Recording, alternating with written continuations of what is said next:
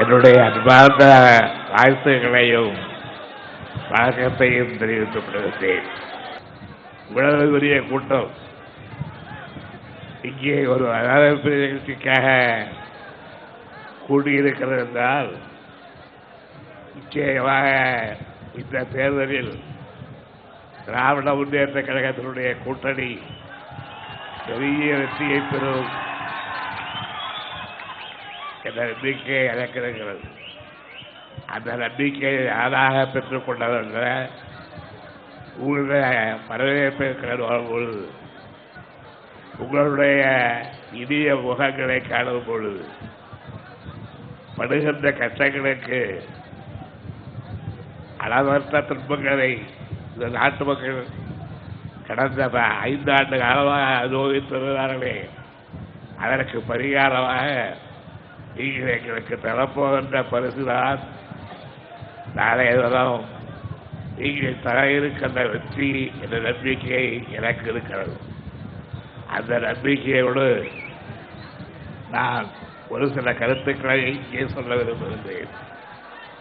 கடந்த 5 ஆண்டு காலத்தில் இந்த நாட்டில் நடைபெற்றுக் கொண்டிருப்பது என்ன, அது யாரால், எந்த காரணத்தால் நம்மால் தான் அவர்களை இதுவரையிலே இந்த நாட்டிலே ஆளுவதற்காக போகிறது என்று விட்டு அவர்கள் மக்களை சுரண்டி, மக்களின் வாழ்வை சுரண்டி, மக்களை பற்றி கவலைப்படாமல் தங்களை பற்றியே கவலைப்பட்டு தங்களுக்காகவே இந்த ஆட்சி இருக்கிறது என்று ஆணவத்தோடு அகம்பாவத்தோடு நடத்திய தர்பாரில் எந்தெந்த காரியங்கள் நடைபெற்றது என்பதை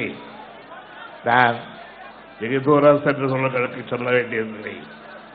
தமிழ்நாட்டில் குறிப்பாக தமிழகத்தின் தலைநகராம் சென்னை மாநகரத்தில் ஏற்பட்ட வெள்ளச்சேதங்களை பார்வையிட கூட வராத ஒரு முதலமைச்சரை நான் பெற்றிருக்கின்றோம். அவ்வளவு பெரிய முதலமைச்சர் இன்றைக்கு நமக்கு கிடைத்திருக்கிறார். திராவிட முன்னேற்ற கழகத்தின் சார்பில், மற்ற கட்சிகளின் சார்பில், எல்லா எதிர்கட்சிகளின் சார்பில் எடுத்துரைத்தும் கூட அவர்களுக்கு சென்னையில் வந்த வெள்ளம் தெரியவில்லை. சென்னையிலே வெள்ளம் வந்தால் அதை தடுப்பதற்கு முடியவில்லையே என்று தவிர்த்து கிடந்த நாங்கள் ஆங்காங்கு நம்முடைய கழகத் தொடர்களையும் மற்ற கட்சியின் தொடர்களையும் அனுப்பி அவர்கள் வேலை பார்த்து மக்களை காப்பாற்றுகின்ற அளவுக்கு தமிழ்நாட்டிலே ஒரு அரசு, அதை பற்றி கவலைப்படாத அரசு இங்கே நடந்து கொண்டிருக்கிறது. திராவிட முன்னேற்ற கழகத்தினுடைய தோழர்கள், காவலர்கள், திராவிட முன்னேற்ற கழகத்தின் செயல்வர்கள், ஆயிரக்கணக்கானவர்கள் கடந்த புயல் வெள்ளத்தின் போது தமிழ்நாட்டிலே எந்த அளவுக்கு பணியாற்றார்கள் என்பதை நீங்கள் கண்கூடாக பார்த்தீர்கள். ஆனால் நான் ஓட்டு போட்டு தேர்ந்தெடுத்த முதலமைச்சர் அதை பற்றி கவலைப்படவே இல்லை. அதை பற்றிய கவலைகளுடைய கதையை கிடையாது. அவர்கள் தூங்கிக் கொண்டிருந்தார்கள். விழித்துக் கொண்டிருந்தவர்கள் எல்லாம் இந்த வெள்ளத்தை கண்டு வெள்ளத்து போய் மக்களை எப்படி காப்பாற்ற முடியும் என்ற கவலையோடு நான் பதவி தரித்த போது அவர்கள் உல்லாசமாக இருந்தார்கள். நம்மை பற்றி அவர்கள் எகழாக செய்தார்கள்.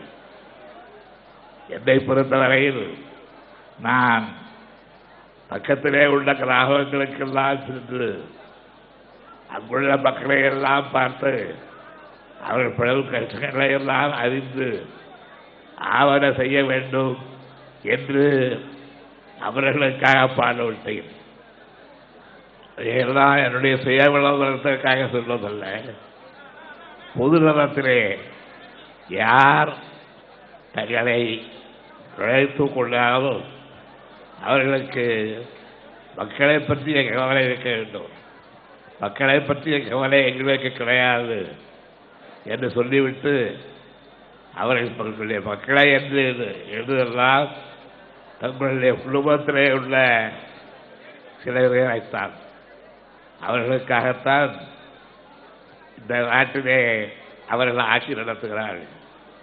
ஏமாந்த காலத்தில் ஏற்றக்கொண்டோர் குடியேற்றம் ஓடுகின்றால் புதுமக்களுக்கு புதுளவு மதிப்பு இருந்திருக்கிறாரா என்ற அந்த கேள்விக்கு பதிலளிக்கக்கூடிய வகையிலே யாரும் இல்லை. அவர்கள் பதிலளித்தாலும் அது மக்களுக்கு பச்சையாகவோ அவர்கள் வாழவோ அவர்கள் வீழ்ச்சியிலே இருக்கவோ எதுவும் பயப்படவில்லை. அவர்கள் ஆசிரியை இருந்தார்கள். சம்பளத்தாக்கம் ஏறி உடைந்து அது உடைந்த காரணத்தால் எப்படி உடைந்தது என்பதை பற்றி கூட கவலைப்படாமல், யார் உடைத்தது என்பதை பற்றி எல்லாம் விசாரிக்காமல், செம்பரம்பாக்கம் ஏறி உடைந்த போது இறந்த பிணங்களுடைய எண்ணிக்கையை 100க்கு மேற்பட்ட பிணங்கள். அந்த பிணங்களை, அந்த சாவுகளை, அந்த கொடுமைகளை ஏன் என்று கேட்க, எப்படி நடந்தது என்று கேட்க ஒரு விசாரணை கூட வைக்கப்படவில்லை. விசாரணை வைத்தாலும் அதை அவர்கள் நடத்தப் போவதில்லை. அப்படிப்பட்ட கொடுமையான ஒரு ஆட்சி தமிழ்நாட்டிலே கடந்த சில நாட்களாக நிறைவேற்று இன்றைக்கு அவர்களும் எங்களுக்கு வாக்களியுங்கள் என்று கேட்கின்ற நிலையை ஏற்பட்டிருக்கிறது. நாம் அவர்களுக்கு மீண்டும் வாக்களித்தால் மீண்டும் செம்பரம்பாக்கங்கள் உருவாகாமல் போகுமா? செம்பரம்பாக்கங்கள் உருவானால் அதனை பிணங்கள் பிறக்காமல் இருக்குமா? அப்படி பிணங்கள் பிறகுவதற்காகவா நாம் இவர்களுக்கு வாக்களித்து இவர்களை சிம்மாசனத்தில் உட்கார வைத்தோம் என்பதை தயவு செய்து எண்ணி பாருங்கள். நாம் நமக்காக வாழப்போவதல்ல, நாம் நாட்டுக்காக வாழ்கின்றோரே. பெரியார் அவர்களும் பேரறிஞர் அண்ணா அவர்களும் நம்மை நாட்டுக்காக வளர்த்தார்கள், தமிழ் மக்களுக்காக வளர்த்தார்கள். அவர்களுக்காக பாடுபட வேண்டும். அவர்களுடைய ஆட்சிய படையை நாம் தொடர வேண்டும். தமிழ்நாட்டிலே எத்தனையோ முறை புயல் இருக்கிறது. அவர் மக்களுக்காக வளர்த்தார்கள். அவர்களுக்காக பாடுபட வேண்டும். அவர்களுடைய ஆட்சிய படையை நாம் தொடர வேண்டும். தமிழ்நாட்டிலே எத்தனையோ முறை புயல் கிடைக்கிறது, வெள்ளம் கிடைக்கிறது.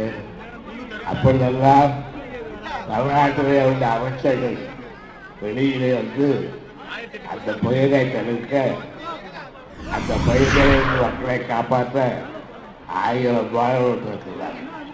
ஆனால் இன்றைக்கு இந்த மகாராணி மாத்திரம் நான் வெளியிலே கிளம்பாவட்டேன்.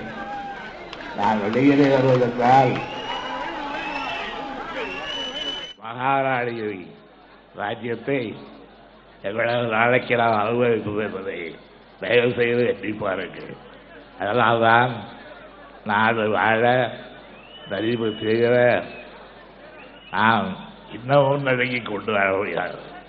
எதேச்சாதிகாரத்தை எத்தனை நாளைக்கு சந்திப்பது, எத்தனை நாளைக்கு எதேச்சாதிகாரத்தை அனுபவிப்பது என்பதை எண்ணி பார்த்து நம்முடைய தோழர்கள், நம்முடைய காவலர்கள், நம்முடைய தம்பிமார்கள், நம்முடைய கட்சியைச் சேர்ந்த தொண்டர்கள், தோழர்கள் அவ்வளவு பேரும் இனியாவது நடுவிருக்கின்ற நாசகார ஆட்சிக்கு விடை கொடுக்க வேண்டும், அதற்கு தயாராக வேண்டும் என்று கேட்டுக்கொண்டுகிறேன். உங்களுடைய பரபரப்பை, உங்களுடைய பதற்றத்தை என்னால் உணர முடிகிறது. ஆனால் சக்தியற்றவராக இருக்கின்றேன் நான் இப்பொழுது. அந்த சக்தியை எனக்கு தாருங்கள். அந்த சக்தியைத்தான் வருகிற தேர்தலிலே நீங்கள் எனக்கு வழங்க வேண்டும். நீங்கள் வழங்கினால்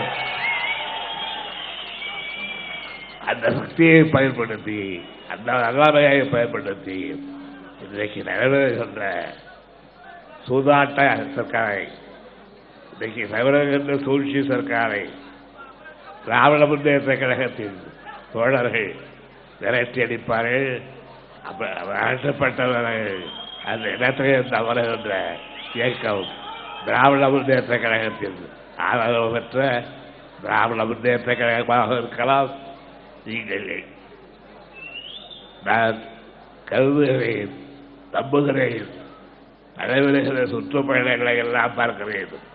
என்னுடைய மகன், உங்களுடைய தோழன் முன்னேற்ற கழகமாக இருக்கலாம். நீங்கள்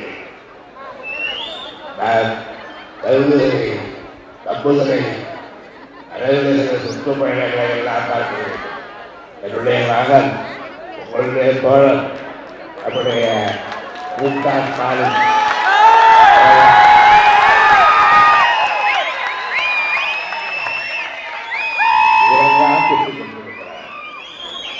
அவர் கால்படாத இடவில்லை என்கின்ற அளவுக்கு குற்றம் நடக்கிறார். அதை சுற்றி பயணப்படலாம், பயப்படாத போயிடும். அவர் நடத்துகின்ற பிரச்சாரங்கள் கூடவா பயப்படாத போயிடும். ஏழைகளுக்கு உறுதியாகிறாரா? ஏழை எளிய மக்கள் ஆளாக்காரா? இவர்களுக்குத்தான் ஆட்சி சொந்தமா?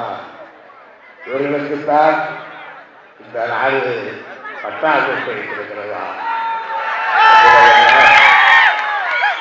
இதை பார்த்து ஒரு மாற்றம் தேவை. அந்த மாற்றத்தை கொண்டு வர அனைவரும் பாடுபட வேண்டும் என்று சொல்வதற்கு பார்த்தவர்கள் ஏமாற்றத்தை கொண்டிருக்கிறார்கள். ஏமாற்றம் என்றைக்கும் யாரையும் எந்த நேரத்திலும் இது வராமல் செய்யலாம். ஆகவே உங்களை எல்லாம் கேட்டுக்கொண்டிருக்கு. இன்றைக்கு ஆயிரக்கணக்கிலே கூலிகள் செய்வதில் உங்களுடைய அன்பான ஆதரவை எனக்கு வழங்கி, எனக்கென்றால் கதைப்பிடித்த எனக்கென்ற நம்முடைய இயக்கத்திற்கு வழங்கி, இந்த இயக்கத்திலே திமுக, கம்யூனிஸ்ட் காங்கிரஸ் மற்றும் தொழிலாளர்களெல்லாம் உண்மைக்கு வந்து அவர்களுடைய ஆர்வத்தை வெளிப்படுத்தி இந்த கழகத்தை, இந்த இயக்கத்தை என்ற அளவிலே நம்முடைய ஐக்கியத்தை, நம்முடைய ஒத்துழைப்பை பாடுபடுத்தி ஒருவருக்கு ஒருவர் விட்டுக் கொடுத்து ஒருவருக்கு ஒருவர் அன்போடு பழகி நாங்கெல்லாம் சகோதரர்கள், நாங்கெல்லாம் இந்த நாட்டு மக்கள், நமக்கு ஒரு நாள் இருந்தால் அது நாட்டுக்கே வரக்கூடிய நாள் என்ற அந்த அளவிலே நாம் நம்முடைய காய்கறிகளை செய்ய கேட்டுக்கொண்டு வலுவாக அவர்களுக்கு அறிவந்தீர்கள் வெளியெல்லாம் கண்டிருக்கிறேன். இந்த அளவிற்கு அதற்கு இங்கே அழைப்பு வந்தீர்கள். அழைத்து வருவதில் உங்களுக்கு ஒரு ஆட்சியை நீங்கள் உருவாக்கி கொள்வார்கள். அதற்கு உருவாக்குவதற்கு உங்களுக்கு உதவிகள்